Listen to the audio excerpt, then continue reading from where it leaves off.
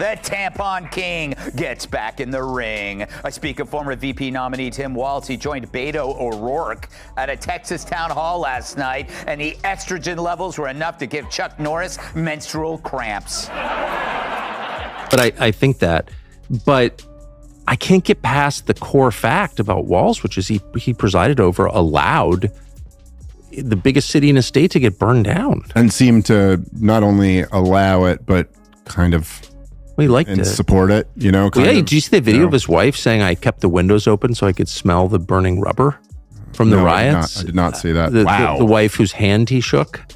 Oh my God.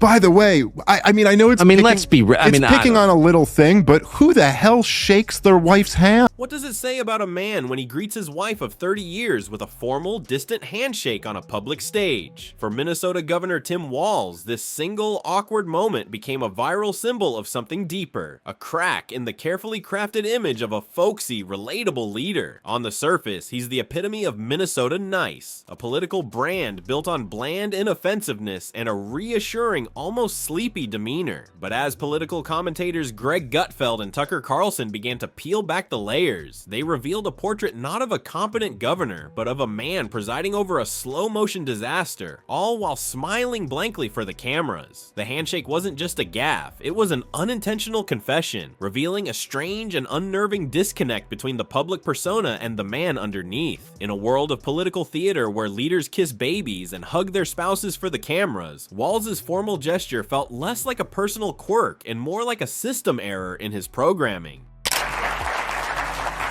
Politico lingers on candidates' fingers and defend Walz's wide eyes as they claim beards are for bad guys. Tyler, speaking of beards, and I mean the one on your face, not the one that you hang out with. Let me just say that Walz and every other governor who did anything like that is a monster, and I think on some level he will be punished for it. But no, I admire what you did enough that I hope I'd be man enough to do it myself. I took minor risks during COVID by pointing out things that seemed true to me, but I didn't do anything that heroic. I think it's absolutely essential. Clearly, we're moving toward an authoritarian state. I think we've already arrived. I think your life is a testament to that. Wait, you lost because you weren't woke enough? That's like telling Joy Behar she's not eating enough Doritos. That's like Jasmine Crockett saying, I gotta black this up. That's like Bud Light saying, hey, you know what? We could use more Dylan Mulvaney. That friendly mask didn't just crack in 2020, it was completely shattered. When Minneapolis was engulfed in flames during the riots, Walz's leadership was put to the ultimate test, and by almost any measure, he failed spectacularly. The city burned for days, with the 3rd Precinct police station abandoned to a mob and entire city blocks reduced to ash and rubble. The images were apocalyptic, but Walz's response was shockingly passive. According to Greg Gutfeld, it went beyond mere incompetence. He cuttingly observed that Walz seemed to not only allow the destruction but to almost support it, as if he secretly liked it. This staggering accusation suggests a governor who viewed the chaos not as a tragedy, but as some form of righteous if messy social progress. This chilling idea was made even more disturbing by a video of Walz's wife, Gwen, who allegedly remarked she kept her windows open to smell the burning rubber from the riots. Whether it was a tone-deaf joke or a genuine sentiment, the image was seared into the public consciousness. A political couple, safe and secure in their home, seemingly detached from the terror and ruin consuming their state's largest city. The long-term damage was even worse. In the aftermath, Minneapolis lost nearly 40% of its police force, as officers fled a city where they were vilified by the very leaders who were supposed to support them. It wasn't just a riot, it was the beginning of the systematic dismantling of public safety, orchestrated by a governor who appeared more concerned with progressive credentials than with protecting his own citizens. So I'm the law-abiding grandma that was sentenced to 90 days in jail for opening my business during the shutdowns as a peaceful protest when Minnesota Governor Tim Walz unconstitutionally and illegally shut our businesses down. So my question is, if you were in my situation, would you have done the same thing? Or what would you have done? Well, I flatter myself by imagining I would have done the same thing, because I think what you did is honorable and necessary. Dude, you're an old white guy. And you're right, you are a huge disappointment. I guess hating himself is the first thing he's nailed correctly. Because Walz saying old white men suck isn't a political stance, it's his confession. Walz calling people old and white is like Maxine Waters making fun of someone for shopping at Wigs R Us. While Minneapolis smoldered, another fire was being deliberately set to the state's economy. Under Walz's pandemic leadership, a strange and punitive new reality emerged. He governed not as a leader, but as what Gutfeld called a mob boss collecting debts. Small businesses were forcibly shut down with cold efficiency. In one of the most heartbreaking examples, a law-abiding grandma who dared to open her small business in a peaceful protest was sentenced to jail time. Her crime was trying to earn a living. Her punishment was the full weight of the state. Yet, while she was being treated like a hardened criminal, massive corporate big box stores remained wide open, apparently immune to the virus that was supposedly lurking in every family-owned shop and diner. Churches were shuttered, but liquor stores were deemed essential. The hypocrisy was breathtaking. This wasn't leadership based on science. It was leadership based on power and political favoritism. Tucker Carlson identified this as a form of creepy, technocratic tyranny, where citizens were told what to think, what to fear, and when to go outside. It was less about public health and more about public control, a government treating its citizens like toddlers who needed to ask permission to live their lives, all delivered with the smug certainty of a man who believed he was saving lives by destroying livelihoods. Wait, so Trump is making it more difficult for women to vote? How so? Math problems? But it's further proof that the most dangerous thing for a leftist is a follow-up question, which is why you never hear any. But I guess questioning elections is okay now. But the best moment came when Walz forgot who he is. Who is Tim Walz exactly? It started sort of with picking up on just these little lies he would tell. He never was a command sergeant major, despite the fact him saying that he was. He never attained this rank in the military. Instead, he abandoned his troops and they were deployed to Iraq without him, and he ran for Congress. So I've always felt as a reporter, if someone lies about little things, they're lying about big things. That's a principle that stands the test of time. And Minnesota has become, the home of this defund the police movement. It was on the ballot. Minneapolis did not vote to defund the police, but I would say in every way, shape, or form, they've defunded the police. You have the Minneapolis Police Department that's lost about 40% of their cops since George Floyd. But instead of being Minneapolis lost 40% of its cops in 5 years? Nearly half, yeah. But the questions about Walz's leadership don't just stem from his time as governor. They go back to the very foundation of his public image, to a lie he built his political career on. For years, Walz was introduced and referred to as a command sergeant major, one of the highest and most respected enlisted ranks in the military. It implies decades of grit, leadership, and the unwavering trust of one's soldiers. It was the cornerstone of his persona as a tough, experienced leader who understood duty and sacrifice. The only problem, it wasn't true. While he served for 24 years in the National Guard, records confirmed he never actually attained that rank. It was a complete fabrication. Even more damning, he left his unit to run for Congress right before they were deployed to the war in Iraq. He chose personal ambition over his duty to serve alongside his troops in a combat zone. As Tucker Carlson noted, this discrepancy is more than just a minor embellishment on a resume. It speaks to a fundamental principle. If a man will lie about the small things, about the foundational elements of his own story, he will almost certainly lie about the big ones. The lie about his rank wasn't just a lie. It was a symptom of a deeper character flaw, a willingness to co-opt an identity he hadn't earned for political gain. 5 years ago this summer, George Floyd, a convicted felon, OD'd on fentanyl outside a convenience store in Minneapolis, and the country changed forever. 5 years later, Tim Walz is still the governor. Keith Ellison is still the attorney general. The cops who were falsely convicted of murdering George Floyd are mostly still in prison. But what happened in Minneapolis itself? Well, it's been wrecked. And no one has said a word about it.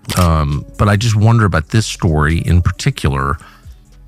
Did he have contact with Walz? Do we know that Walz ever, has Walz said, I met this guy ever? Well, this is what's interesting. We know that he served on a board appointed by Walz However, I'll say that What kind of board was it? it was a workforce development board.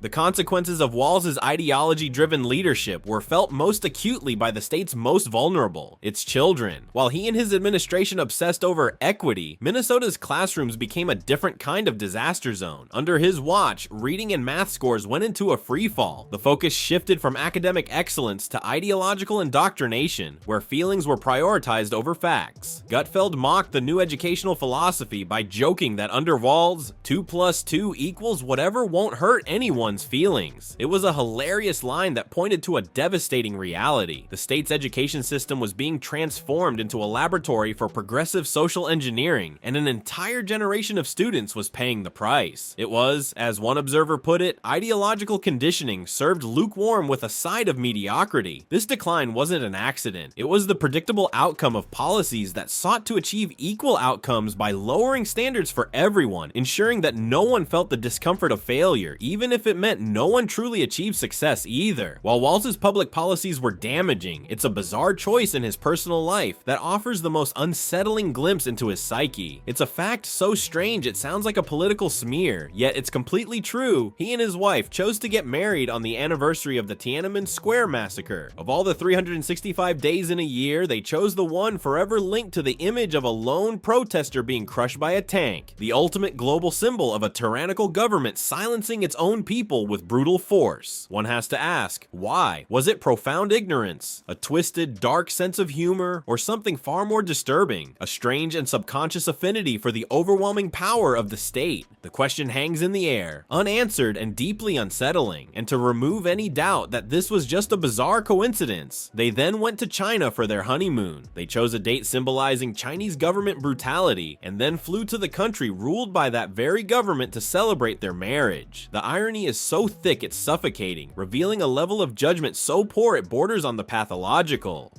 Are people misreading Tim's odd greeting? The man of the hour, Tim Walz, brings us our second video of the day, and he's got a very weird way of greeting his wife of 30 years. Roll it.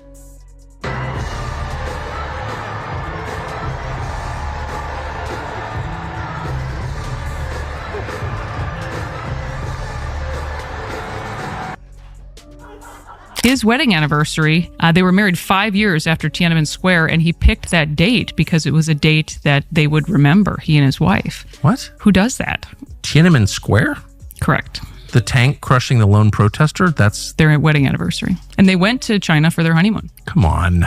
You're sure he picked the anniversary? They've talked about this in Tiananmen Square interviews. Yeah, this is in newspapers. But Tiananmen Square was a massacre of peaceful protesters. I know. Do you think they picked it to, like, in the memory of those brave souls who died opposing the machine? They haven't said that. Oh my God! This slow-motion train wreck of a governorship became the perfect target for a two-man wrecking crew, each with their own devastatingly effective style. Greg Gutfeld played the role of the comedic assassin, using rapid-fire punchlines and blistering sarcasm to expose the sheer absurdity of it all. He didn't just criticize Walz, he gleefully shredded his narrative into confetti. He highlighted Walz's pathetic attempt to connect with voters by calling himself a huge disappointment as an old white guy, a confession Gutfeld called the first thing he's nailed correctly. Gutfeld's analogies hit like anvils, comparing Walz's woke posturing to telling Joy Behar she's not eating enough Doritos. Then came Tucker Carlson, the calm, methodical historian of political decay. Without raising his voice, Carlson surgically dissected Walz's record with the chilling precision of a coroner. He analyzed Walz not as an evil mastermind, but as something far more common and perhaps more dangerous. A hall monitor with a penchant. He was, in Tucker's view, a perfect example of the soft authoritarian, the smiling bureaucrat who is blindly obedient to a failed elite consensus, all while signing executive orders that make life harder for the very people he claims to protect. One of them, Politico says, is like Walz's wide eyes showed his passion and emotional intensity. Can we show that? There is his wide eyes. That humans would widen their eyes to convey that danger is close. What emotion are you getting from that? Sorry. Still. That was every. Beyond the social issues, Walz's leadership steered Minnesota's economy toward a cliff. His administration embraced a masterclass in what could only be called economic repulsion, with taxes climbing like cats up a curtain and a web of regulations that seemed designed to punish innovation. Businesses began fleeing the state like they had just smelled smoke, but it was Walz's fanatical commitment to a green energy agenda that perfectly captured his style of governance. All symbolism, no substance. He pushed expensive and unreliable green initiatives that caused the state's power grid to bend under pressure faster than his spine at a teachers' union meeting. He talked endlessly about sustainability while governing with a logic that was completely unsustainable. It was another case of prioritizing a progressive fantasy over the practical needs of Minnesotans, who were left to deal with higher costs and a less reliable system. He was trying to build a progressive utopia on a foundation of bad ideas, and when the cracks started to show, he simply blamed someone else. In the end, the epic roast of Tim Walz is more than just a political hit job. It's a deeply revealing case study in the nature of modern political failure. Gutfeld brought the comedy club, Carlson brought the courtroom, and Walz, bless his heart, brought the endless supply of material. He represents a new archetype of leader, the one who wraps incompetence in a folksy smile and catastrophic policies in the language of compassion and science. He is a man who truly believes he's doing good while consistently piloting his state into a ditch, convinced that his noble intentions should be graded higher than his disastrous results. And as the dust from this takedown settles, he won't be remembered as a leader who navigated his state through tough times. Instead, thanks to the sharp minds who held him to account, he'll be remembered as the guy who accidentally brought a kazoo to his own roast and got barbecued for it.